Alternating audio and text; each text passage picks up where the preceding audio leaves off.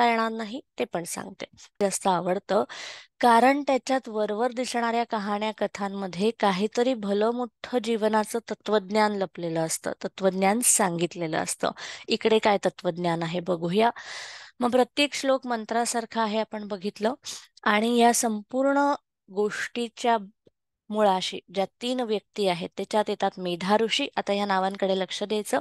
मेधा ऋषी येतात, वैश्य आणि सुरथ, म्हणजे समाधी आणि सुरथ. सो तीन शब्द आहेत, मेधा, सुरथ, समाधी. मग सुरथ समाधी कोण आहेत? सुरथ एक राजा आहे, क्षत्रिय कुळातला एक अत्यंत राज्य वगैरे वगैरे असणारा राजा. आणि दुसरा आहे वैश्य कुळातला किंवा वैश्य वर्णातला एक व्यापारी. मग एक राजा आणि व्यापारी यांची काय कथा आहे, आणि सुरथ आणि समाधी ही कुठली नावं आहेत? सुरथ आणि समाधीची गोष्ट अशी आहे की दोघंही सगळं काही हरतात. सगळं आयुष्यात निघून जातं की नाही, भरपूर नुकसान होतं. समाधीच्या बाबतीत त्याचेच आप्तस्वकीय, त्याची स्वपत्नी, त्याचा मुलगा, त्याचं कुटुंब, त्याच्या रक्ताची माणसं त्याची फसवणूक करतात, सगळा व्यापार हिरावून घेतात, पैशांची फसवणूक करतात. आणि असा कुठेतरी तो मध्यावर्ती आपण म्हणतो की अत्यंत दुःखात आहे, क्लेश आहे, स्वतःच्या माणसाने फसवल्याचा वेगळा त्रास असेल, त्रागा असेल, अशा सगळ्या मिक्स इमोशन्स मध्ये अडकलेला समाधी आहे, वैश्य आहे. आणि दुसरा सुरथ राजा आहे, ज्याचं राज्य हिरावून घेतलंय. सरळसोटपणे हिरावून नाही घेतलेलं, खूप काहीतरी त्याच्यात आपण ज्याला म्हणतो फितुरी करून, कुठल्या तरी विचित्र प्रकारे चालीरीती खेळून, की अशा राजाकडून त्याचं राज्य हिरावलं जातं ज्या राजाचं सैन्यबळ अत्यंत कमी आहे, असं असणारा सुरथ आहे. आणि मग ते दोघं एका कॉमन धाग्याने त्यांना जोडलेला आहे. तो कॉमन धागा आहे दोघांच्या आयुष्यातनं सगळं वाताहत होणं, होत्याचं नव्हतं होणं, सगळं लॉस होणं, सगळं नुकसान होणं. आणि या नुकसानीमुळे ते एकत्र येतात. कुठे एकत्र येतात? मेधा ऋषींच्या या आश्रमामध्ये. मग मेधा ऋषींच्या आश्रमाचं वैशिष्ट्य काय आहे? दुर्गा सप्तशतीमध्ये उल्लेख येतो, देवी महात्म्यात येतो, पुराणांमध्ये येतो. मेधा ऋषींच्या आश्रमाचं महत्व असं की हा जो सुरथ राजा आहे तो फिरत फिरत दुःखी कष्टी होऊन इकडून तिकडे जात असतो. आणि बघता बघता त्याला असं लक्षात येतं की हा एक आश्रम आहे, इथले जे प्राणी आहेत हे प्राणी सुद्धा फार शिस्तबद्ध वागता आहेत. या प्राण्यांमध्ये सुद्धा एक सत्वगुणाचा विनियोग, सत्वगुण कुठेतरी पाझरतो आहे. तर त्याला प्रश्न पडतो, हे असं कसं शक्य आहे? प्राण्यांना एवढं, म्हणजे वाईल्ड अॅनिमल, जंगली प्राण्यांना इतकी शिस्त लावणारा कोण आहे इकडे? असं म्हणून तो आश्रमात प्रवेश करतो. आणि त्याला कळतं की हा तर मेधा ऋषींचा आश्रम आहे. मेधा शब्दाचा अर्थ काय होतो? बुद्धी. बुद्धी शब्द ऐकलाय की नाही आपण? मग तिथे बुद्धी हा महत्वाचा विषय येतो. आणि बुद्धीचे बुद्धी वगैरे वगैरे, म्हणजे मेधा, प्रज्ञा, बुद्धी असे वेगवेगळे स्तर येतात. भगवद्गीतेत पण याची वर्णन असतात आणि इतरही ग्रंथात, पुराणांमध्ये आहेत. तर त्याच्यातले हे मेधा, जिथे आपली आत्मबुद्धी स्थिर आहे, ती मेधा अवस्था. तर या मेधा अवस्थेमधले हे ऋषी आहेत. आणि या मेधा अवस्थेतल्या ऋषींना या मेधा अवस्थेमध्ये, या ज्ञानाच्या या तंद्रावस्थेमध्ये स्फुरलेलं हे दुर्गा सप्तशती हे एक महा महाग्रंथ म्हणा, महाकाव्य नाही म्हणता येणार, कारण त्याच्यातल्या रचना ज्या आहेत त्या मंत्र समान आहेत. सो एक मोठा मंत्र आहे असं आपण म्हणू शकतो. मग गोष्ट इथे थांबत नाही. हे दोघही जण सुरथ समाधी मेधा ऋषींना असं विचारतात की आम्ही सगळं घालवलंय, आम्ही सगळं गमावलंय, आणि मग आम्हाला याची उत्तरं नाही सापडत आहेत. आपल्याला जसे प्रश्न पडतात ना की वाय मी, माझ्याच बरोबर असं का, अगदी तोच प्रश्न सुरथ समाधीला पडतो. ते दोघं या एकाच प्रश्नाने एकत्र येतात. मग पुढे काय होतं ते बघूया आणि परत सुरथ समाधीकडे शेवटी येऊया. मग ते उत्तर विचारतात. त्या उत्तरांसाठी मेधा ऋषी त्यांना असंख्य कथा सांगतात. त्या कथा म्हणजे दुर्गा सप्तशती ग्रंथ. मग या ज्या कथा त्यांना सांगतात त्या कथा साधारणतः तीन गोष्टींमध्ये विभागलेल्या आहेत असं आपण म्हणूया. मग तीन भागांमध्ये ज्या कथा विभागलेल्या दिसून येतात त्याच्यामध्ये आता काही ठिकाणी पाठभेद दिसतो, म्हणजे वेगवेगळ्या प्रकारे हे तीन भाग दिलेले आहेत. ओके. पण ह्या ज्या तीन कथा विभागलेल्या दिसतात त्याच्यामध्ये मुख्यतः तीन देवी किंवा एक आदिशक्ती हा एक प्रमुख विषय. आणि ही आदिशक्तीची गोष्ट येते. आदिशक्ती काय सांगितलंय? आदी म्हणजे ओरिजिनल, मूळ, मुख्य अशा अर्थी शक्ती, शक्ती स्वरूप आहे, तिच्याकडे काहीतरी पॉवर आहे, तिच्याकडे काहीतरी ताकद आहे. मग कुठली ताकद आहे? आदिशक्तीची गोष्ट बघूया. ही मेधा ऋषींची गोष्ट डोक्यात ठेवा. आदिशक्तीची दुसरा संदर्भ बघूया आणि मग दोन्हीचा एकत्र मेळ काय आहे हे बघूया. सो आदिशक्ती काय म्हणते की आदिशक्ती सृष्टीच्या निर्माणासाठी तीन प्रकारे प्रकट होते असं अप्रतिम वर्णन पुराणात येतं. ही एक आदिशक्ती, एक आदिम पॉवर, स्त्री, फिमेल, तिथे फेमिनाईन पॉवर आहे, फेमिनाईन शक्ती आहे.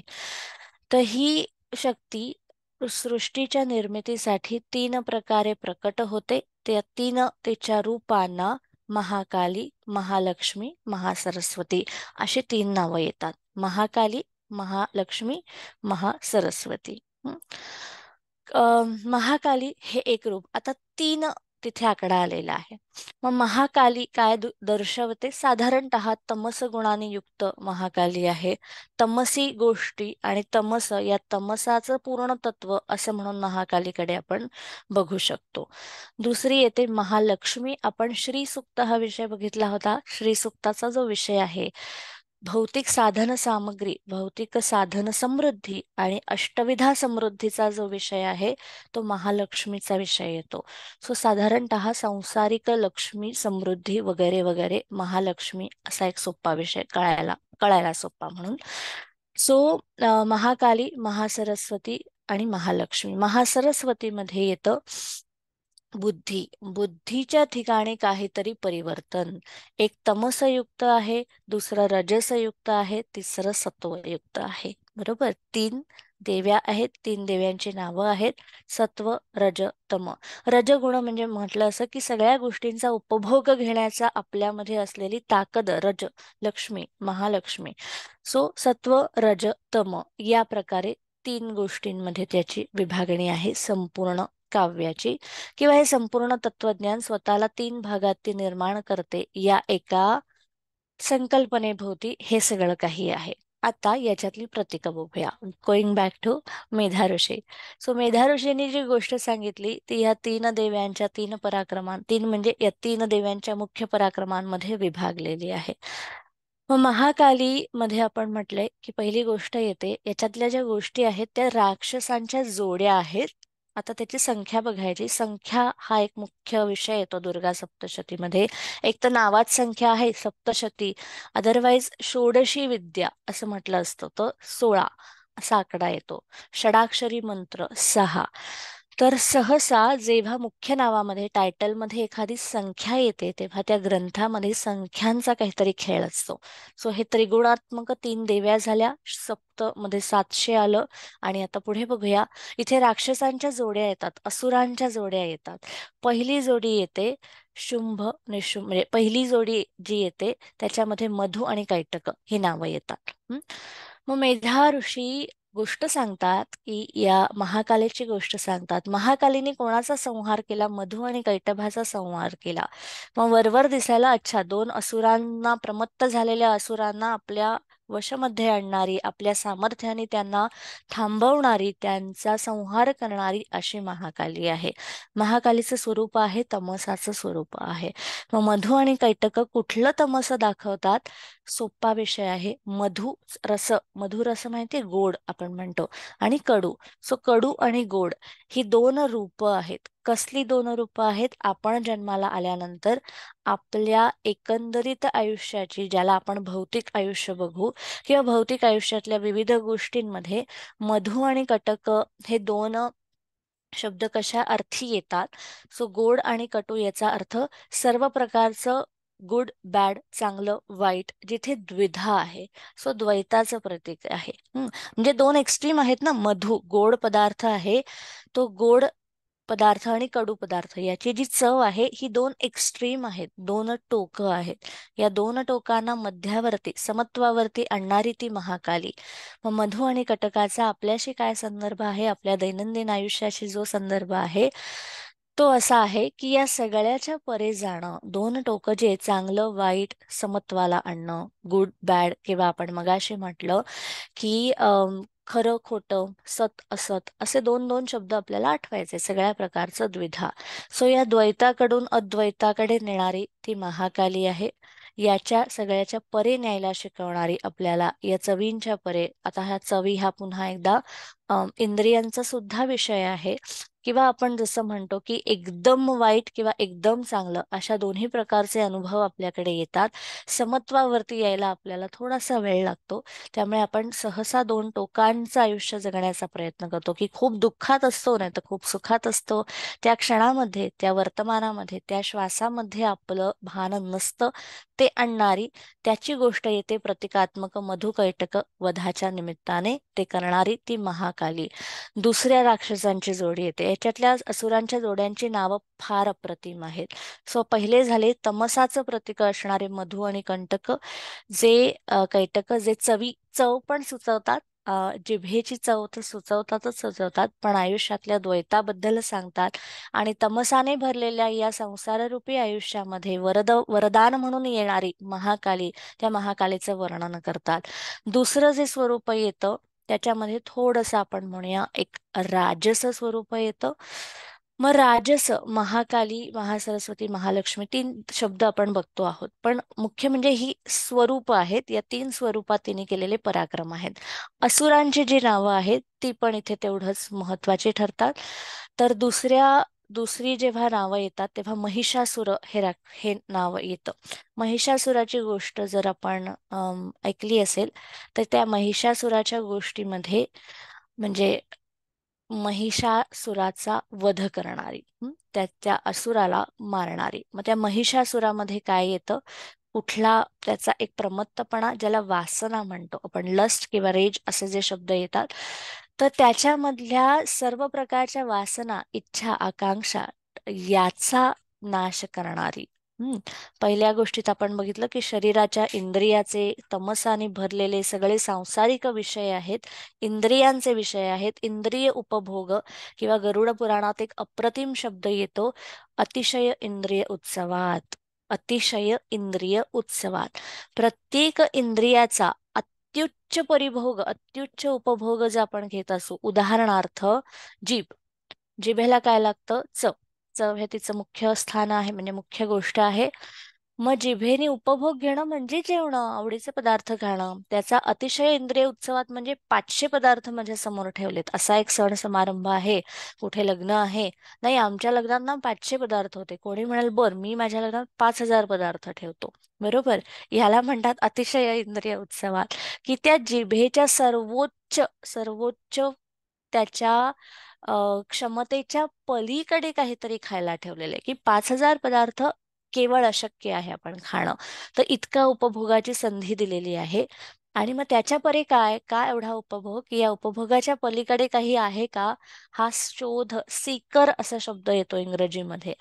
तर हा शोध, याची याची आस, याची ओढ माणसाला निर्माण व्हावी, त्या अनुषंगाने पुढचा महिषासुर, ही गोष्ट आपण बघू शकतो. महिषासुराची गोष्ट येते आणि मग महिषासुराच्या गोष्टीमध्ये अम, त्याच्यातल्या इच्छा आकांक्षा प्रबळ होत जाणाऱ्या वासना, अहंकार, मुख्य म्हणजे अहंकार, या सगळ्यावरती विजय हा त्याचा विषय येतो. सो इच्छा आकांक्षा काम अर्थात रजस, सगळे रजोगुणात्मक विषय येतात, म्हणजे महालक्ष्मीचे सगळे विषय येतात. सो त्या स्वरूपामध्ये महिषासुराचा वध आहे. हे त्यातलं झालं थोडा तत्वज्ञान, थोडा त्यातला धार्मिक भाग. याच्यामध्ये धूम्रलोचन हा एक उल्लेख येतो. आपण जसं जसं पुढे वाचू किंवा ज्यांनी वाचलं असेल त्यांना माहिती आहे, याच ग्रंथात धूम्रलोचन हा पुढचा असुर येतो. मग धूम्रलोचन म्हणजे काय, धूम्र म्हणजे धूर, लोचन म्हणजे डोळे, दृष्टी. मग दृष्टीला धूरमय, धूर तुमच्या डोळ्यासमोर आता जर धूर केला तर काय होईल, समोरचं आपल्याला दिसणार नाही, किंवा जे दिसतं आहे ते अस्पष्ट आणि अत्यंत आभासी दिसेल. ते म्हटलेलं आहे की जी गोष्ट आहे तुमच्या समोर त्याच्यामध्ये स्पष्टता नसणं, त्याच्यामध्ये सुस्पष्टता नसणं, त्याच्याबद्दल अस्पष्टता असणं, त्याच्याबद्दल एक आभासी जगामध्ये जगणं, हे सुद्धा एक प्रकारचं जडत्व आहे. हे सुद्धा एक प्रकारचं तुम्हाला देहामध्ये जखडून ठेवणाऱ्या गोष्टी आहेत. देवीचा दुर्गा सप्तशती आपल्या सामान्य भौतिक व्यावहारिक मटेरियल जगामधून आपल्याला आध्यात्मिक जगाचा मार्ग, दिवा, ओढ दाखवते, प्रकाश दाखवते. नुसता दाखवत नाही, त्याच्याबद्दल एक आस निर्माण करते. गुरु मिळावा, मला कोणीतरी सांगणारं मिळावं, मला ग्रंथ उलगडून सांगणारं मिळावं, मला मंत्रांचं ज्ञान मिळावं, अशी तळमळ जागी करते. आणि मग त्याचं परियोजन, मग त्याचा जो मार्ग आहे आणि त्याचं फल काय आहे हेही सांगते. सो असा संपूर्ण अप्रतिम ग्रंथ आहे. धूम्रलोचन पुढचा राक्षस असुर येतो. धूर आणि लोचन दोन शब्द आपण बघितले. माया, धूर म्हणजे याचं माया असं स्वरूप तुम्ही घेऊ शकता. म्हणजे सगळं काही माया स्वरूप आहे. याला गरुड पुराणात वैष्णवी माया असं सुद्धा म्हटलेलं आहे. मग त्याची गोष्ट येते की तुमची जी दृष्टी आहे त्याचं शुद्धीकरण धूम्रलोचनाच्या असुराच्या वधाच्या निमित्ताने काय सांगितलंय. तुमचं दृष्टी, परसेप्शन म्हणतात आजकाल त्याला. सो तुमचं जगाकडे, स्वतःकडे, गोष्टींकडे बघण्याचा दृष्टिकोन जो अस्वच्छ मलिन झालेला आहे, प्रदूषित, धूम्र प्रदूषित आहे. धूर आला की काय म्हणतो आपण, या शहरामध्ये ना खूप प्रदूषण आहे कारण खूप धूर आहे. सो तो जो प्रदूषित झाला आहे, त्या प्रदूषित झालेल्या तुमच्या नजरियाला, तुमच्या दृष्टिकोनाला प्रदूषणाकडून सत्वाकडे, प्रदूषणाकडून आपण म्हणूया की स्वच्छतेकडे, शुद्धतेकडे, निर्मळतेकडे, पावित्रतेकडे नेणारी अशी ती दुर्गा येते, जी धूम्रलोचनाचा वध करून या गोष्टींचा आपल्याला रूपकात्मक अर्थ सांगते. पुढे जे नाव येतं चंडमुंड, काही महत्वाची नावं सांगते. नावं तर भरपूर आहेत, पण जी महत्वाची नावं आहेत ती सांगते. चंडमुंडांची पुढची जोडी येते.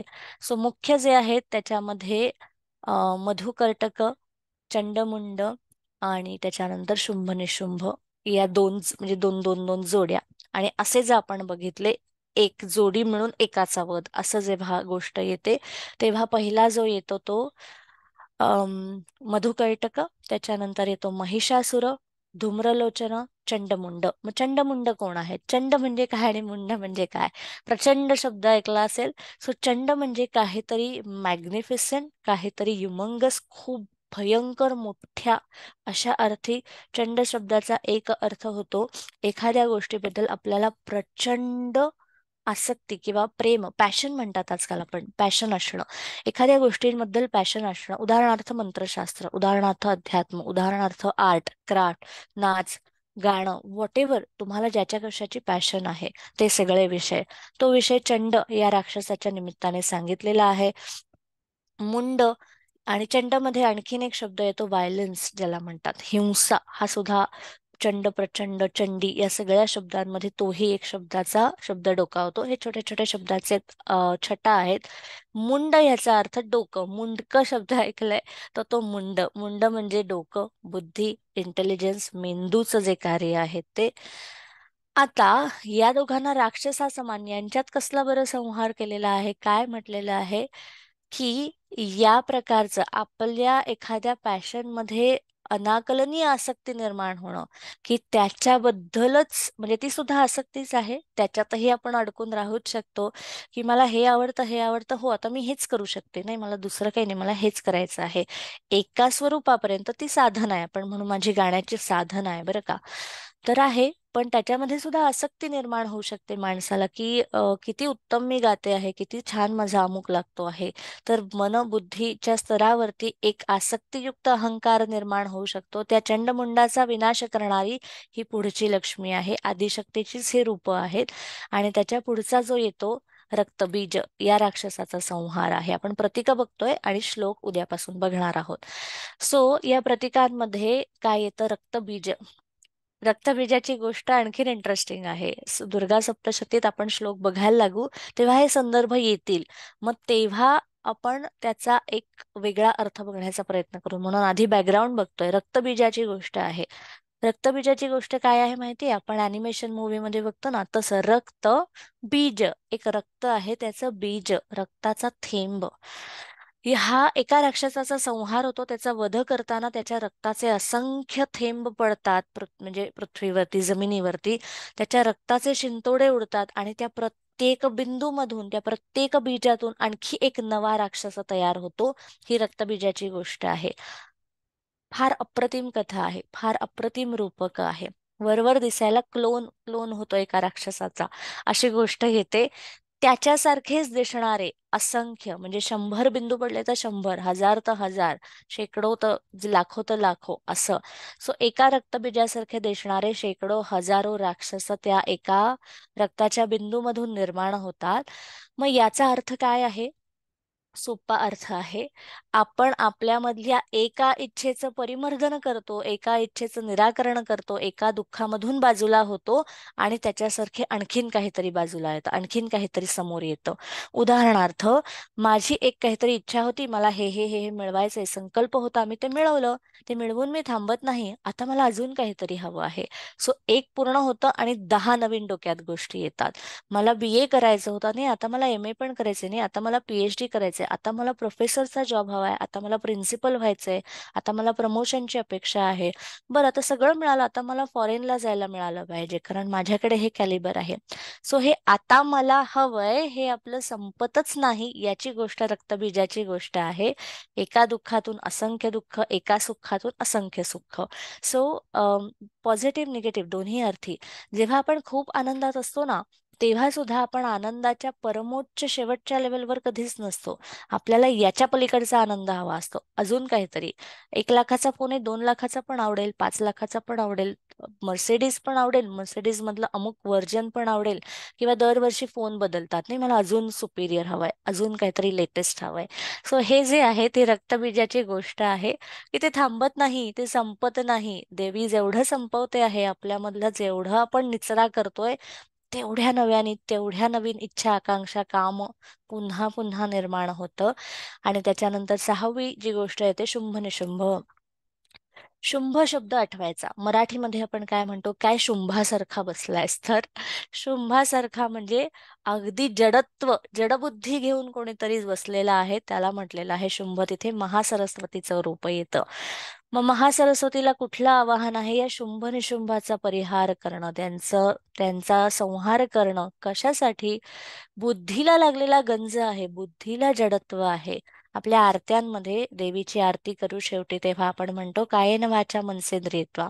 काया वाचा मन इंद्रिय, मन बुद्धी इत्यादी इत्यादी भावना विचार, या सगळ्या ठिकाणी निर्माण झालेल्या जडत्वाला, या सगळ्या ठिकाणी निर्माण झालेल्या तमसाला, त्याचा या तमसाचं निराकरण करणारा हा काळ म्हणजे नवरात्रीचा काळ. नवरात्र आहे ना, 9 दिवस म्हटलंय का? 9 दिवस सेलिब्रेट करतो का आपण? हा दिवसाचा सणच नाहीये, हा सकाळचा सणच नाहीये, हा आहे रात्रीच्या जागरणाचा सण. मग रात्री देवीचं जागरण अनेक प्रकारे करता येतं. ते का करायचं? कारण रात्र म्हणजे अंधार, अंधार म्हणजे तम, आणि या अंधारावरती विजय मिळवणारा, शिकवणारं दुर्गा सप्तशती सारखं अप्रतिम तत्वज्ञान आहे.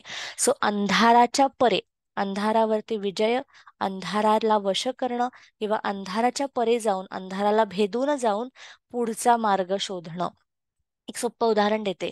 एखादा बोगदा असतो, आपण बोगद्याच्या एका टोकाला असतो, त्याच्या दुसऱ्या टोकाला एक्झिट आहे, हे जोपर्यंत बुद्धीला, मनाला, डोळ्यांना आपल्याला ते भविष्य दिसत नसतं, तोपर्यंत आपल्यामध्ये अस्थिरता असते. तोपर्यंत आपल्याला असं वाटतं, नाही नाही बरोबर नाही, रस्ता चुकलाय, रस्ता काहीच नाहीये पुढे, डेड एंड आहे, अंधार आहे, अजिबात दिसत नाही. समजा खूप लांब आहे टोक, काळा कुट्ट काळोख आहे, तर आपल्याला जी अस्वस्थता, अस्थिरता वगैरे वगैरे येतं, तेच आपल्या बुद्धीला होतं, की अनेक गोष्टींनी व्यापून टाकलंय बुद्धीला.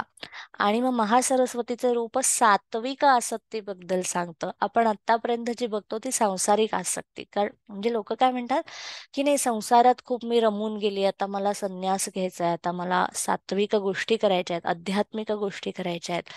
दुर्गा सप्तशतीची ताकद एवढी अफाट आहे, की अध्यात्माची आसक्ती लागेल माणसा, तू अध्यात्मामध्ये अडकून पडशील, असं दुर्गा सप्तशती म्हणते. आणि याच्या पलीकडे काहीतरी आहे, ते अजून तू एक्सप्लोर नाही केलंयस, हे सांगण्याचा पुन्हा पुन्हा प्रयत्न करते. मग अध्यात्माची आसक्ती म्हणजे काय? उदाहरणार्थ, आपण मंत्रांचे प्रयोग करतो, मग हनुमानाचे प्रयोग करतो, मग हनुमान आपल्यासाठी अप्रतिम चमत्कार घडवतो, श्री सुक्त आपल्यासाठी कधी न बघितलेले समृद्धीचे मार्ग खुले करते, आणि मग आपल्याला असं लक्षात येतं, की प्रत्येक मंत्रांच्या सिद्धी आणि शक्ती मला मिळता आहेत, प्रत्येक मंत्रांची फळं मला मिळता आहेत. मग त्याच्याबद्दलच आसक्ती निर्माण होते, की मला अजून सिद्धी हव्यात, मला अजून शक्ती हवी, मला अजून काही मंत्राच्या म्हणजे अद्भुत सिद्धी, की मी डोळ्यासमोर बघितलं आणि ते निर्माण झालं, मी हाताने सोनं काढू शकते, मी अमुक करू शकते. अशा प्रकारे आपल्याला सिद्धी आणि शास्त्र आणि मंत्र याच्याबद्दल आसक्ती निर्माण होते, की मला हे अजून मिळालं तर, मला अध्यात्मात आणखीन अनुभव आला तर. तिथे महासरस्वती येते आणि शुंभ निशुंभ आपल्यातल्या शुंभ निशुंभाला सांगते की अरे जडबुद्धी माणसा, तू अध्यात्माच्या इतका अधीन गेला आहेस की याच्या पलीकडे आता शेवटची पायरी आहे, त्या पायरीपर्यंत तुला जायचंच नाहीये. तू या सिद्धींमध्येच अडकलायस. मी बघा कसा चमत्कार करून दाखवतो, मी बघा तुम्हाला कसा मंत्र शिकवून दाखवतो. अशा सगळ्या गोष्टींमध्ये तुम्ही अडकलेले आहात. तिथे शुंभ निशुंभाचं परिमर्दन, तिथे शुंभ निशुंभाचा संहार येतो. मग वरवर दिसायला 6 राक्षसांच्या गोष्टी आहेत आणि 6 राक्षसांच्या गोष्टी ऐकणारे सुरथ समाधी असे 2 कोणीतरी आहेत, त्यांना सांगणारे मेधा ऋषी आहेत, असं हे संपूर्ण प्रतीक आहे.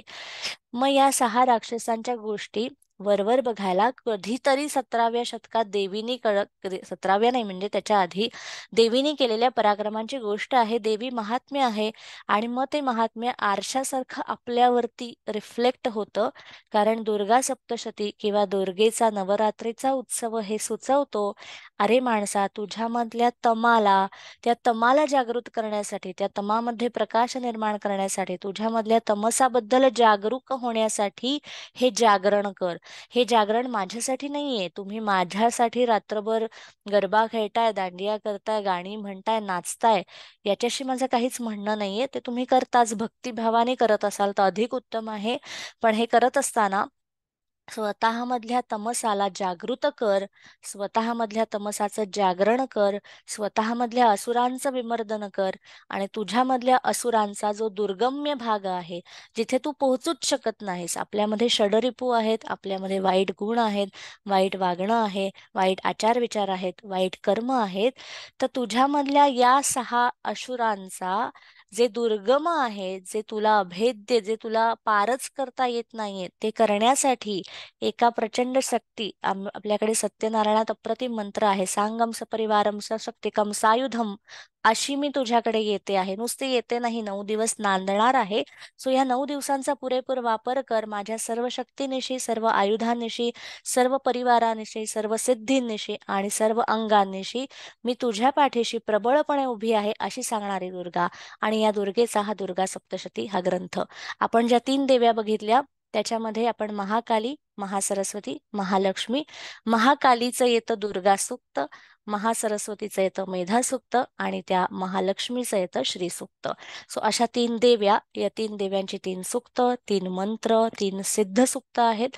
आणि या सगळ्यांना सामावणारी आणि आपल्यामधल्या षडरिपूंबद्दल सांगणारी, षडरिपू नाही म्हणायचं, आपल्यामधल्या असुरांबद्दल, षडरिपूंपेक्षा जास्त डेंजर आहेत ते असुर, आपल्यामधल्या या असुरांबद्दल सांगणारं हे दुर्गा सप्तशती हा ग्रंथ आहे. सो ग्रंथाच्या वाचनाची सुरुवात करताना तो धार्मिक ग्रंथ म्हणून वाचायचा आहे का माझ्यामधल्या असुरांचं जे एक रूप आहे त्या रूपाचा आढावा घ्यायचा म्हणून वाचायचा आहे? आपण कुठल्याही दृष्टीने वाचू शकतो. तुम्ही भक्तिमय स्वरूपाने तो वाचू शकता, पण ते स्तोत्र नाही, ती देवीची स्तुती नाही. देवी स्तुती नाही म्हटलंय त्याला, देवी महात्म्य म्हटलंय. तिच्यातल्या महत्तत्वाने केलेल्या महत्पराक्रमांची ती गाथा आहे. हे सगळे पराक्रम घडलेले आहेत, हे इतिहासात कुठेतरी कधीतरी झालेले आहेत आणि त्याची ही गोष्ट आहे. ती गोष्ट आहे ती संस्कृतमध्ये आहे. त्यामुळे आपल्या दुर्गा सप्तशतीचे मराठी, इंग्रजी वगैरे वगैरे भाषांतर असतील, पण त्याची ताकद मूळ संस्कृत संहिता वाचण्यामध्ये आहे, एवढं निश्चित. संस्कृत संहिता वाचता येत नसेल, त्याचे उच्चार अवघड जात असेल, तर त्याचं ऐकणं, श्रवण करणं हे सुद्धा उचित ठरू शकेल. मग आता मगाशी म्हटलं होतं मी की मेधा सुरथ समाधी या पहिल्या गोष्टीपासून दुर्गा सप्तशतीचा संपूर्ण विषय उलगडून दाखवूया आणि पुन्हा सुरथ समाधीकडे येऊया. तर आता परत शेवटाकडे येऊया. मग हे सुरथ समाधी कोण आहेत? सुरथ समाधीची गोष्ट काय आहे?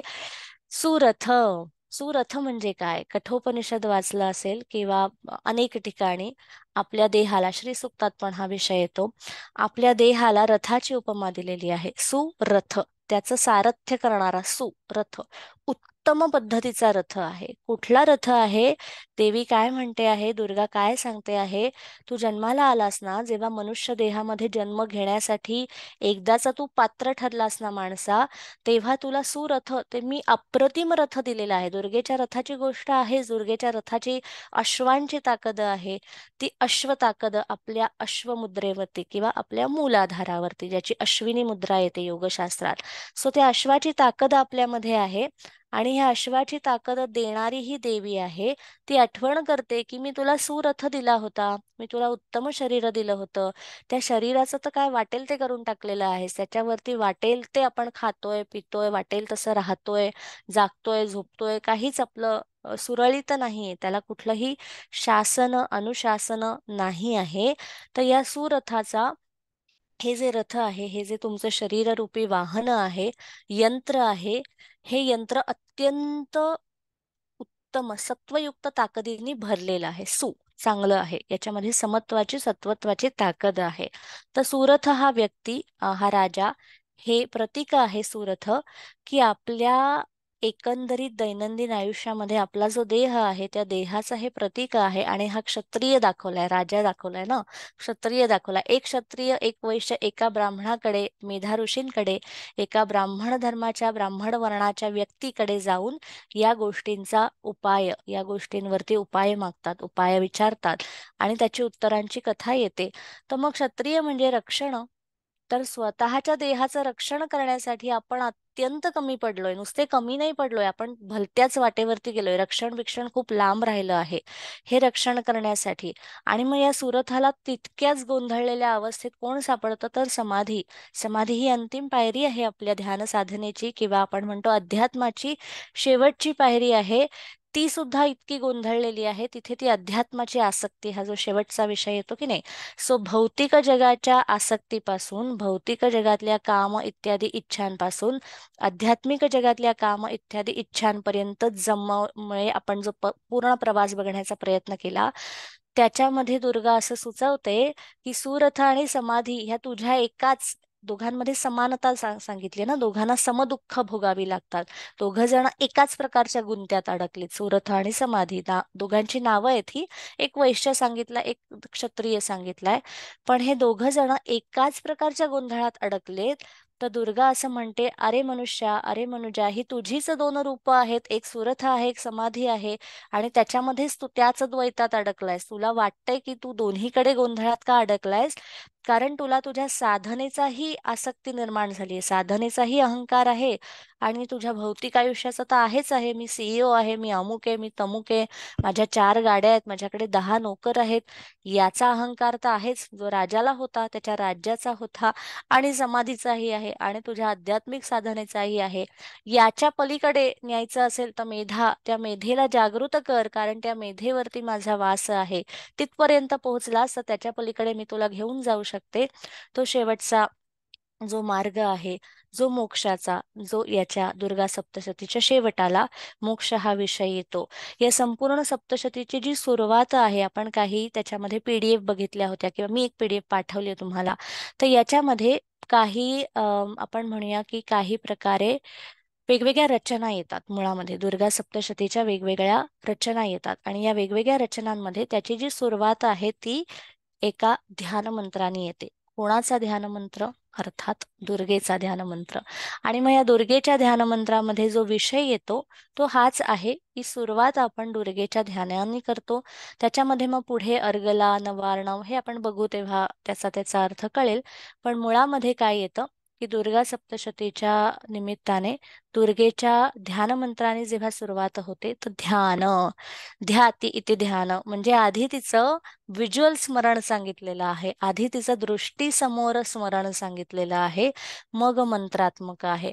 त्या दृष्टीसमोर स्मरणाचा जो पहिला ध्यान श्लोक आहे तो आपण उद्याला बघणार आहोत.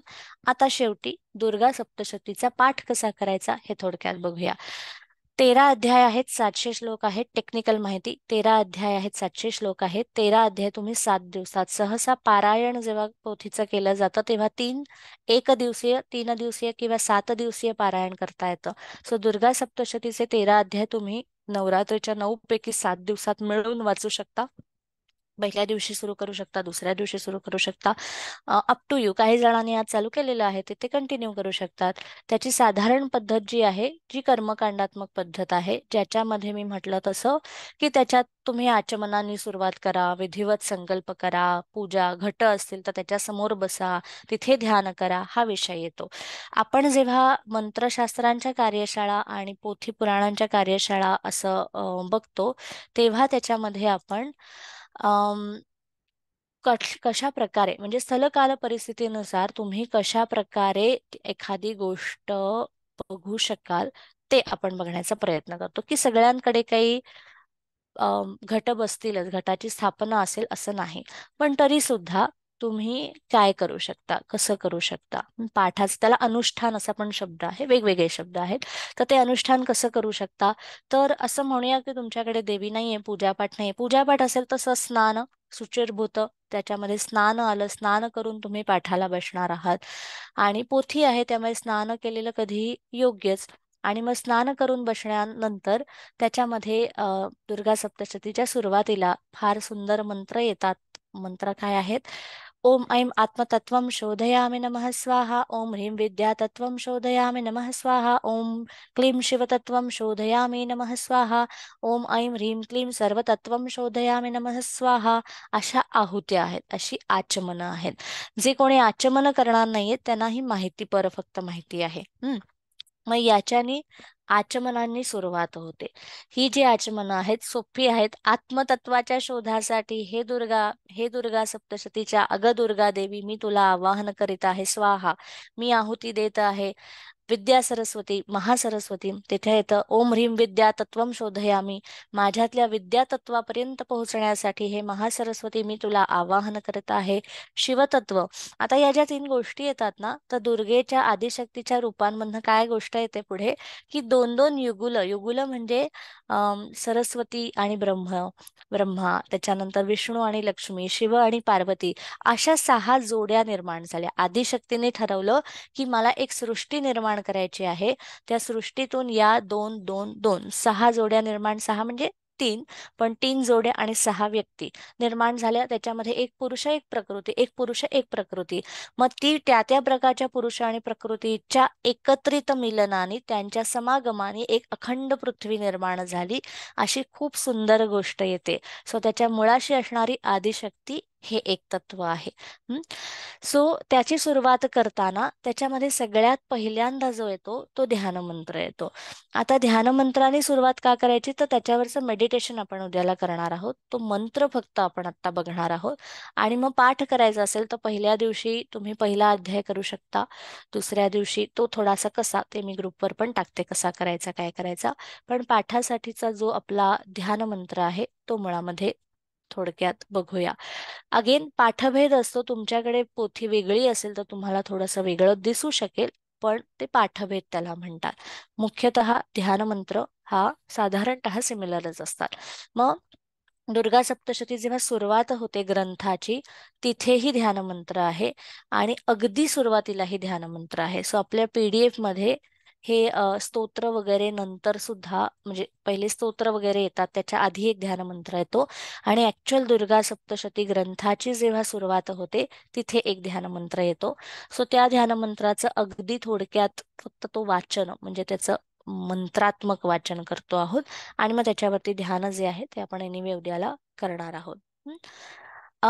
ध्यान मंत्र, आता तुम्हाला जी PDF दिली आहे ती PDF तुम्ही समोर ठेवू शकता, हँडी असेल तर.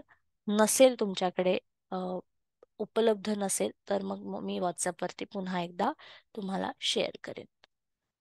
ओके, या ध्यान मंत्रांमध्ये पहिला जो आहे तो वाचतो आहोत. सहसा संस्कृत वाचत असताना संस्कृताच्या नियमांसकट ओम तिकडे लागलेला असतो. त्या ओम पासून वाचूया. दुसरा आधी वाचते आहे.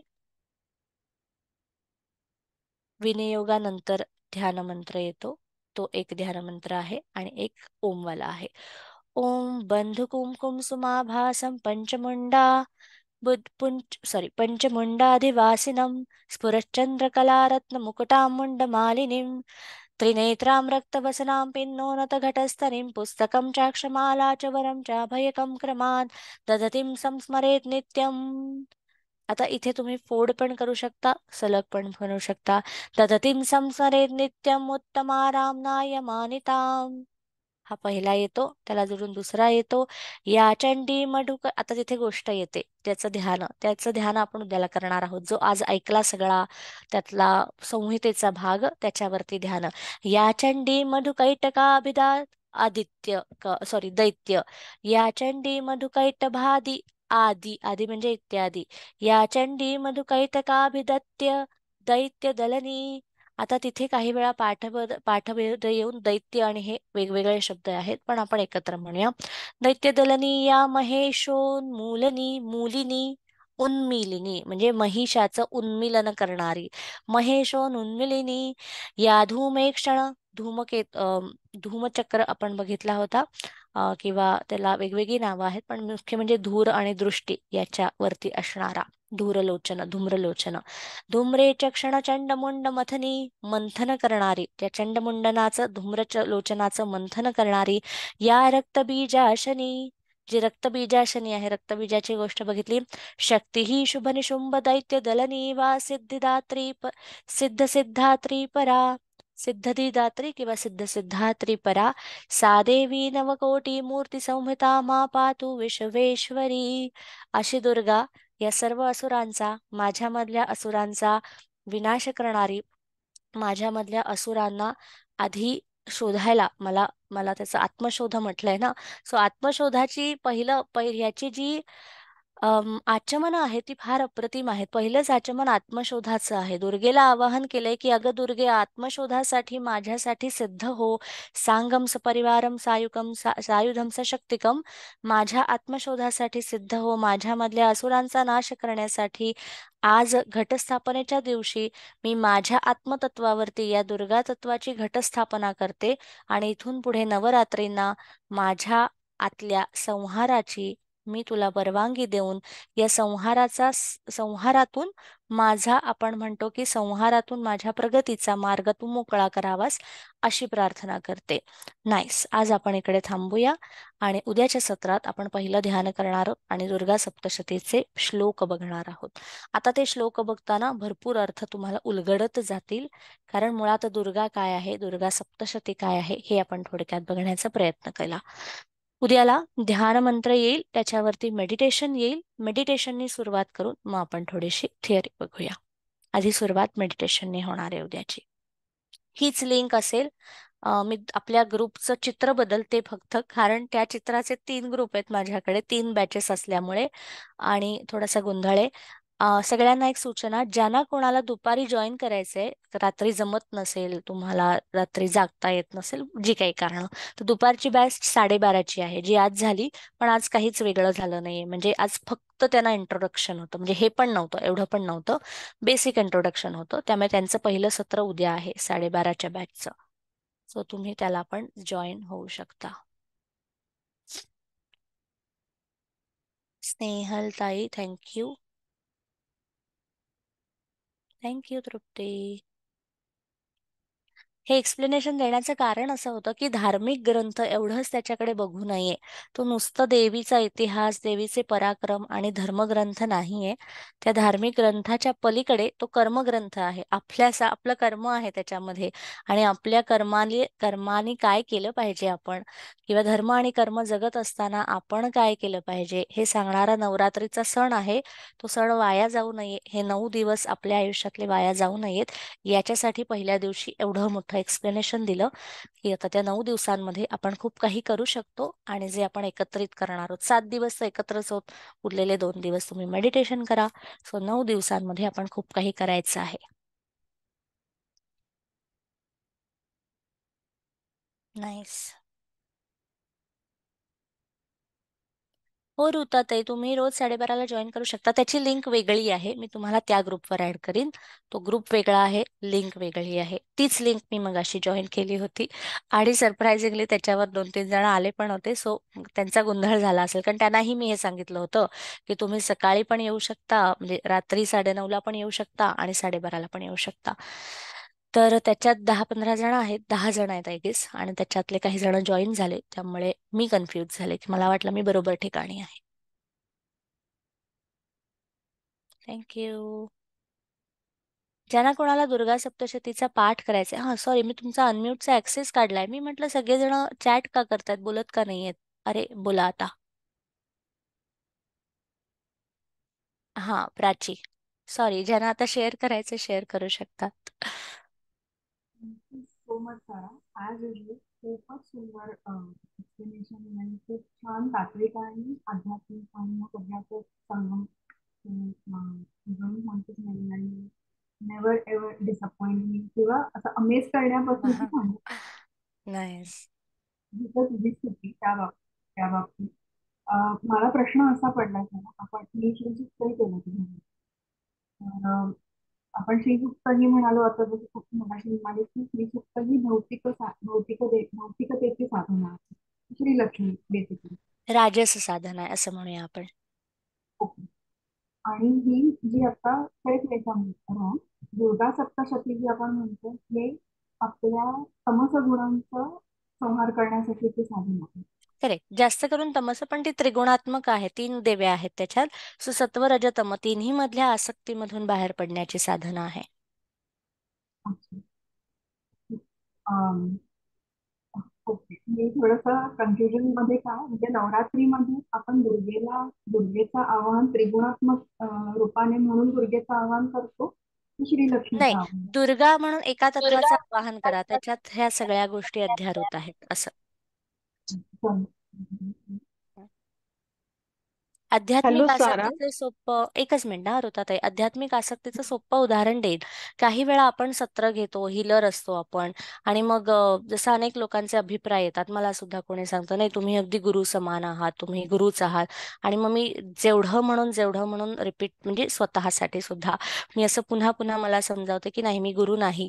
का? कारण मी गुरु आहे याची पण मला आसक्ती होऊ शकते, की अरे मी उत्तम गुरु आहे, माझे शिष्य आहेत, मी किती लोकांच्या आयुष्यात काय काय करते आहे.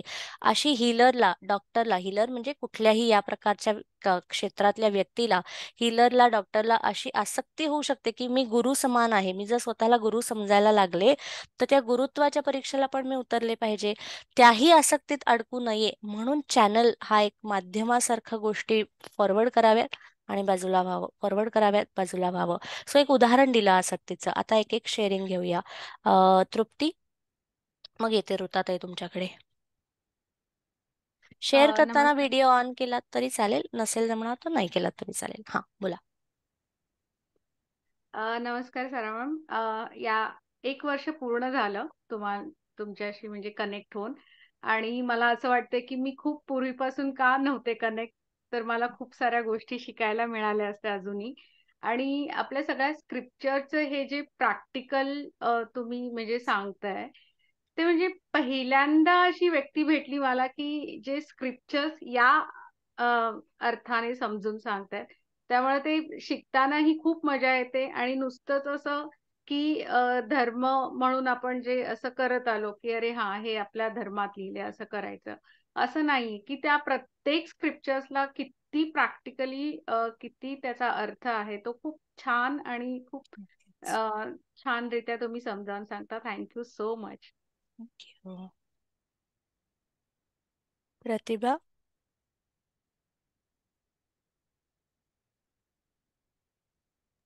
नमस्ते मॅडम. बोला. नवरात्रीच्या हार्दिक शुभेच्छा. हार्दिक अ, शुभेच्छा. मी ना मॅडम यवतमाळ शहरातली आहे. हम्म. आणि माझं जे शहर आहे ते पूर्ण देशभरामध्ये कोलकात्यानंतर आमचा रँक येतो नवरात्रीसाठी. अच्छा. इतक्या मोठ्या प्रमाणात आमच्याकडे उत्सव असतो. तर आता तुम्हाला तर येणं शक्य नाही, पण तुम्ही हा, ऑनलाईन नक्की बघा. नक्की. तुम्हाला फार छान वाटेल तो उत्सव बघून. नक्की. आणि मी आधी ज्या मॅडम बोलले त्यांच्याशी इतकी सहमत आहे. खूप वर्षांआधी मी श्री श्री सवितानंदांचं अ, मंत्रांचे अ, विज्ञान, स्तोत्र आणि मंत्रांचे विज्ञान नावाचं पुस्तक वाचलेलं होतं. ते हम्म. अक्षरशः 2-4 वेळा असं वाचून झालं. पण त्याचं प्रॅक्टिकल काही केलं जमत नव्हतं. म्हणजे अथर्वशीर्ष पाठ, पण तरी काही त्यात म्हणजे मन लागेना. श्रीसुक्त पाठ, पण तरी ते नेमकं काय कसं करायचं कळेना. पर मी जशी तुम्हाला भेटली ना, तर मला असं वाटतं की ते जे कुठेतरी मिसिंग पीस होतं ना ते आता कनेक्ट होत आहे. जे मी तुम्हाला सांगितलं ना आधी की असं वाटतं की काहीतरी मिसिंग आहे, काहीतरी मिसिंग आहे. सो तुमचं सगळं ऐकल्यानंतर हे खूप खूप कळतं की आपण कोण आहे हे सांगणार खरोखर आपल्या आयुष्यात कोणीतरी पाहिजे. तुम्ही हम्म. ज्या प्रकारे हे सगळं पॉइंट आउट करतात ना गोष्टी की हे असं आहे, याचा असा अर्थ असतो, ह्याला असं करायचं असतं, तर असं वाटतं की अरे हे इतक्या जवळ होतं आणि आपण कुठे कुठे फिरून आलो ना सगळं हम्म. शोधता शोधता. त्यासाठी नाईस. खरंच खूप मोठा मोठा थँक्यू मॅडम तुम्हाला. थँक्यू.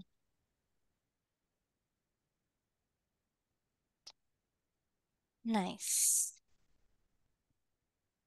आणि कोणाला काही शेअरिंग, आपला ग्रुप आता ओपन केलाय सो त्याच्यावर तुम्ही शेअरिंग करू शकता. इथे चॅटमध्ये मी बऱ्याच जणांचं वाचलं, काही जणांचं वाचायचं राहिलं, सो एकीकडे बघते आहे.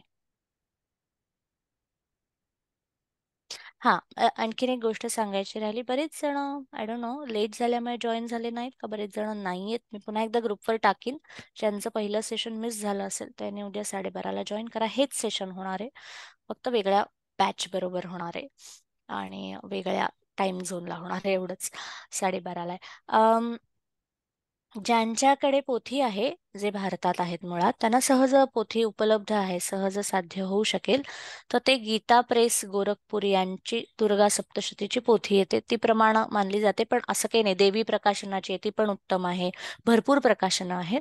सो देवी प्रकाशन किंवा आपल्या काही मराठी प्रकाशनाची पण आहेत, त्यातली कुठलीही तुम्ही घेऊ शकता. दुर्गा सप्तशतीची पोथी येते. ज्यांना कोणाला 7 दिवसांचा पाठ करायचा आहे ते उद्यापासून सुरू करू शकतात. आपण सर्व पित्रीला हे घेतलं असतं तर तुम्ही घटस्थापनेला सुरुवात करू शकली असती. ज्यांनी ऑलरेडी केली असेल हरकत नाही.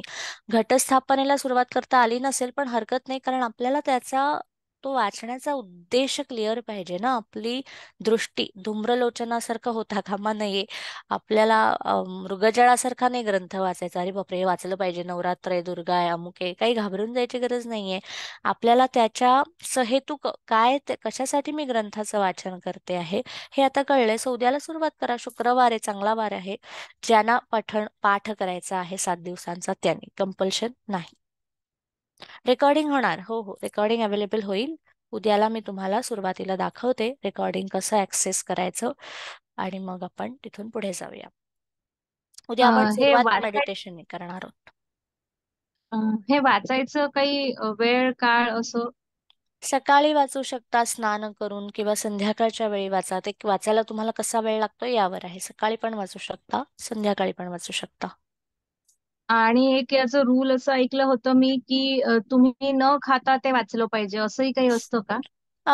आता यमनियमांचा विचार केला तर सात्विक आहार करावा. 9 दिवस काही जण उपवास करतात, तो जमला तर अप्रतिम आहे, काहीच हरकत नाही. त्याचं कारण सांगते. ग्रंथ हा जो आहे ना, हा दुर्गा सप्तशती आहे. आपण आत्ताच बघितलं ना की परिवर्तनात्मक ग्रंथ आहे. तुमच्या ऊर्जेमध्ये परिवर्तन अपेक्षित असेल तर ते परिवर्तन कशा प्रकारचं हवंय. मग अपेयपान, अभक्ष भक्षण, मांसाहार आणि दारू हा नेहमीचा विषय येतो. आणि मग नेहमी लोक विचारतात, मग मी नॉनव्हेज खाल्लेलं नाही चालणार का, मग मी दारू पिलेलं नाही चालणार का. चालायला काहीही चालेल, तुमचं परिवर्तन तामसी होईल एवढाच मुद्दा आहे. कारण आपण जे खातो त्याच्याने तुमची ऊर्जा बनलेली आहे. त्यामुळे लॉजिकली तुम्ही जर सत्वयुक्त खाल्लं या काळामध्ये तर तुमचं जे परिवर्तन, जे ट्रान्सफॉर्मेशन व्हायचं आहे ते सात्विक होईल. म्हणजे तुमचे जे नवीन नवीन काय म्हणतो आपण सेल तयार होणार आहेत ते सात्विक सेल तयार होतील. आणि अन्यथा ते तामसी होतील. तर तुम्ही ठरवायचं तुम्हाला तामसी हवेत का सात्विक हवेत. नाही, ऍज अ न खाता म्हणजे उपाशी राहून वाचायचं करू असं? शकतो, असं आहे करू का शकतो, ते? पण हा. असं काही मॅन्डेटरी नाही. म्हणजे साधनेचा भाग म्हणून चांगलाच आहे तो. पण असं नाही होता का मग की आपण अगदी कडक निर्जळी केला, उपास केला आणि मग आपलं लक्षच लागत नाही. मग आपल्याला म्हणजे वाचनामध्ये धड लक्ष लागत नाही. त्यामुळे you can manage how you want. आणि आता सारा तुम्ही ग्रुपवर टाकणार ना, 1 दिवसाचं किती कसं, 7 दिवसाचं किती कसं आणि तीन ते आता दिवसाचं टाकते. किती ते कसं? मी एक त्याचा चार्टच टाकते. पहिल्या दिवशी पहिला अध्याय, दुसऱ्या दिवशी 2-3 टाकते. मी ते लगेच टाकते. ते मी इथे सांगितलं नाही कारण ते कन्फ्युजिंग होईल. मी ते लिखित स्वरूपात टाकते. ग्रुप ओपन आहे, सो तुम्ही ग्रुपवरती शेअरिंग करू शकता. आपण श्रीसुक्तासारखा ग्रुप थोडासा ऍक्टिव्ह ठेवूया. रोजच्या ध्यान साधनेचं आपण काहीतरी शेअरिंग करायचं की मी हे मेडिटेशन केलं, कारण आपली हिलिंग बेस कार्यशाळा आहे. नुसताच धर्मग्रंथ शिकत नाही आहोत. त्यातला त्यातला उपचारात्मक, त्यातला स्वतःमधल्या परिवर्तनात्मक भाग आपण शिकतो आहोत. या परिवर्तनाचा भाग म्हणून उद्याला सांगेन हे, हवं तर एकदा ग्रुपवर पण टाकू शकते. तर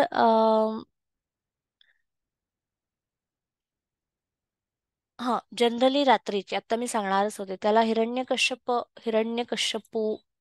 प्रहर किंवा हिरण्यकश्यप मुहूर्त असं म्हणतात.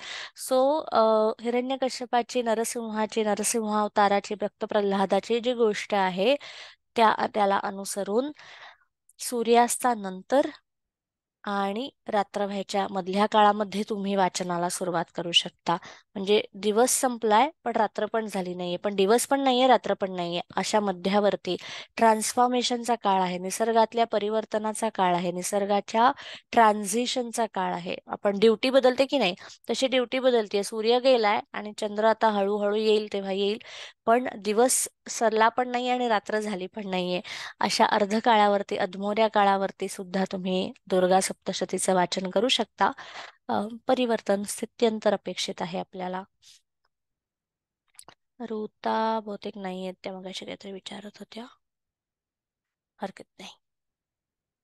नाईस, ग्रुप ओपन राहील, त्याच्यावरती आपल्या रोजच्या सेशन नंतर आपण शेअरिंग चालू ठेवूया की जे आले नाहीयेत त्यांना सुद्धा, किंवा काही जणांना अनुभव कमी येतात, काही जणांना कळतं, काही जणांना नाही कळत, त्या सगळ्यांचे अनुभव वृद्धिंगत व्हायला मदत होते. नाईस. राधिका.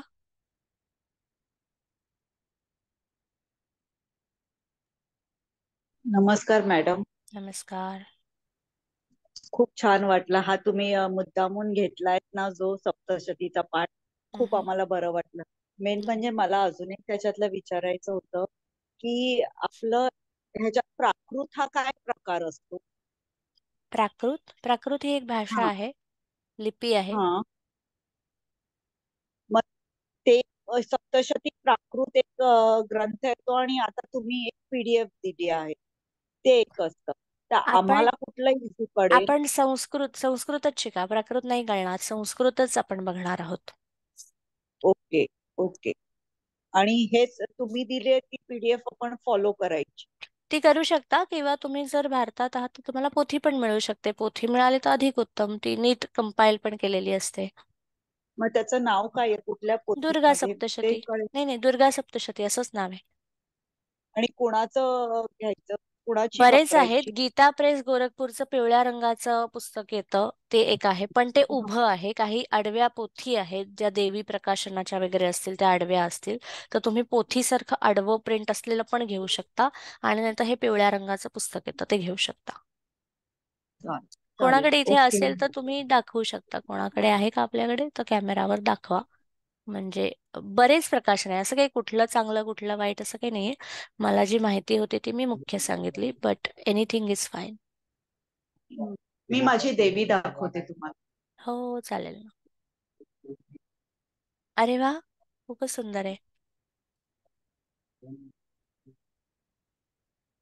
ही पूर्ण हाताने केलेली देवी आहे. खूपच सुंदर आहे. Nice. Thank you. Thank you. Thank you.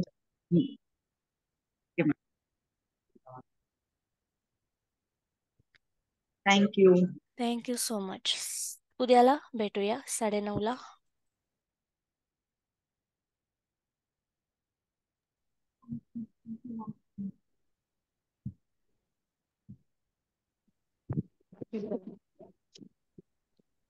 Nice.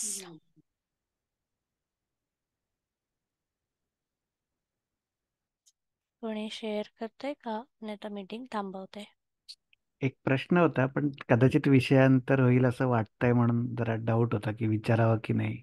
हा, विचारा. अं, म्हणजे बऱ्याच वेळेला असं थोडंसं असं जाणवतं की कुठलीही ध्यान साधना म्हणजे आता कन्सिस्टंटली एव्हरीडे करायचं असं मनात ठरवलं तर काही दिवस खूप छान डेप्थ येते, काही काही दिवस एकदम आतमध्ये गेल्यासारखा अनुभव येतो आणि लगेचच काही ना काहीतरी असं म्हणजे काय विघ्न उद्भवल्यासारखं काहीतरी होतच की असं पटकन मग जागा बदलायला लागते, कुठेतरी जायला लागतं, काहीतरी अडचण येते आणि जी रोजचं करतोय किंवा आत्ता कुठं त्यामध्ये सुरुवात झाली होती असं वाटतंय तोपर्यंत मग असं वाटतं की आता परत आणि ते अं, त्यात आतमध्ये त्या साधनेच्या आतमध्ये घुसायला परत म्हणजे तशी लेवल नाही म्हणता येणार, पण तितकी आस्था, तितका रस, तितका इंटरेस्ट आणि काय बरं तितकी डेप्थ आणायला परत पुन्हा असं होतं आणि असं थोडंसं असं बऱ्याचदा असं पुन्हा पुन्हा पुन्हा पुन्हा तेच तेच होते असं वाटतंय.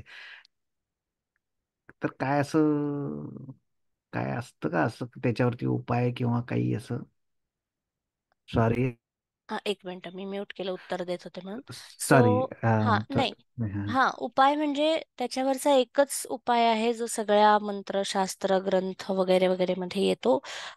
जपेत नित्यम, नित्यता सोडायची नसते. अनेकांचा हा प्रश्न आहे, कॉमन प्रश्न आहे. त्याच्यामध्ये मुख्य विषय हा येतो, जेव्हा आपण याच्यासाठी काहीतरी करायला जातो तेव्हा आपल्याच आतमधल्या काही, त्याला रेझिस्टन्स म्हणतो आम्ही हिलिंगच्या भाषेमध्ये, पण आपल्याच आतमधले काही ऊर्जेचे अडथळे पॉपअप होतात, ट्रिगर होतात. जसं आपण आपल्या भीतीवरती काम करतोय तर मग त्या भीती सदृश काहीतरी होईल. सो जेव्हा साधनेत अडथळे येतात, मेडिटेशनमध्ये अडथळे येतात, अगदी साधं मेडिटेशनला बसल्यावर आणि काहीतरी धाड धाड धाड वाजतं, कोणीतरी जोरात टीव्हीज लावतं, कोणाचा फोन वाजतोय, व्हॉट एव्हर इट हॅपन्स, किंवा जागा बदलावी लागते, 4-5 दिवस केलं मग विस्कळीत झालं, काहीतरी झालं आणि ते सगळं राहिलं, ते म्हणजे ते सगळं तसंच राहून गेलं, रखडलं म्हणतो आपण. तर हे जे सगळं होतं हे आपल्या आंतरिक ऊर्जेच्या रेझिस्टन्समुळे होतं. त्याचा एकच एकच म्हणजे एकच उपाय आहे की ते नेटाने पुढे चालू ठेवणं. एक काळ असा येतो की आपल्याला ते सातत्य जमतं. सुरुवातीला नाही जमत, कोणालाच नाही जमत, असं काही नाही की सगळ्यांना पहिल्या फटक्यात जमतं. सगळेजण ठरवतात म्हणून मग छोटे ठरवू शकतात. 3च दिवसांचं ठरवा की मी आठवड्यातले 3 दिवस सलग मेडिटेशन करणार आहे, असं ठरवून बघू शकता. तेही काही जणांना जमत नसेल, फक्त एक रविवार ठरवा, एक मेडिटेशन करा, परत रविवारी करा, परत रविवारी करा, असं काहीतरी. सो आपल्याला बेसिकली स्वतःला रुटीन, त्याला अनुशासन पण म्हणू शकतो किंवा शास्त्र, शासते त्रायता, तर ते शासन म्हणजे नियमबद्धता आपल्याला लावण्यासाठी थोडा वेळ लागू शकतो. शरीर, मन, बुद्धी हे रिॲक्ट करतात आपल्याला. आपण जेव्हा शरीराला, मनाला एक नियम लावायला सांगतो की बघा आता मी 7 दिवस हे करणार आहे, तर आपली मानवी मानवी प्रवृत्ती आहे ना, मी सांगितलं कोणीतरी हे करायचं नाही करणार, मी का करायचं, का म्हणून करायचं, तसं ते शरीर रिॲक्ट करतं. त्याची ती रिॲक्शन आहे ती आपल्याला कळली पाहिजे आणि ती प्रेमपूर्वक कळली पाहिजे की ठीक आहे, त्याचा त्रागा करून किंवा त्याचं एक नवीन स्ट्रेस नाही निर्माण करायचा. अरे बापरे, मी सप्तशती वाचायला घेतलं आणि माझं झालं नाही पूर्ण, आता काहीतरी भयंकर आहे. काही भयंकर होणार नाहीये, ऑलरेडीच काहीतरी ऊर्जेचे बऱ्याच गोष्टी आहेत, बरेच ब्लॉक्स आहेत, त्याच्यामुळे ते पूर्ण झालं नाही. पण ग्रंथ अर्धवट राहिल्याने काही भयंकर होत नसतं. तर उलटा अर्थ आहे त्याचा, ऑलरेडी काही एनर्जी, आपले ब्लॉक्स असतात, काही अडथळे आहेत, म्हणून आपण तिथपर्यंत पोहोचत नाही. पण ते हळूहळू पोहोचतो आणि मग तीच प्रार्थना करायची. उद्या आपण सुरुवात करू तेव्हा सुरुवातीला प्रार्थना येईल, मेडिटेशन येईल आणि मेडिटेशन नंतर थिअरी येईल. मग त्या मेडिटेशनमध्ये तीच प्रार्थना दुर्गेला करायची आहे की हे जे मला दुर्गम्य वाटत आहे, हे जे मला पोहोचण्यास अशक्य वाटत आहे, हे जे मला अवघड वाटत आहे, अवघड दुर्गम किल्ले म्हणतात महाराष्ट्रातले, दुर्गम किल्ले. सो या अवघड किल्ल्यांना सर करण्यासाठी अगं दुर्गे सिद्ध हो, आणि नुसती सिद्ध नको हो, मला सिद्ध कर, असा तिथे आपण उद्याला प्रार्थना करायची. होऊन जातं, काही दिवसात येईल. असं होत नाही की होणारच नाही, कधी ना कधी होतं. Thank you very much madam. Thank you. हा, आता मी तो प्रोटोकॉल ग्रुपवर टाकते आणि मग उरलेलं शेअरिंग आपण ग्रुपवर करूया. नाईस. मीटिंग एंड करते. उद्याला 9:30ला याच लिंकवर भेटूया. ही लिंक मी ग्रुपच्या डिस्क्रिप्शन मध्ये टाकते आणि मग तुम्हाला ती तिथे सेव्ह राहील. अरे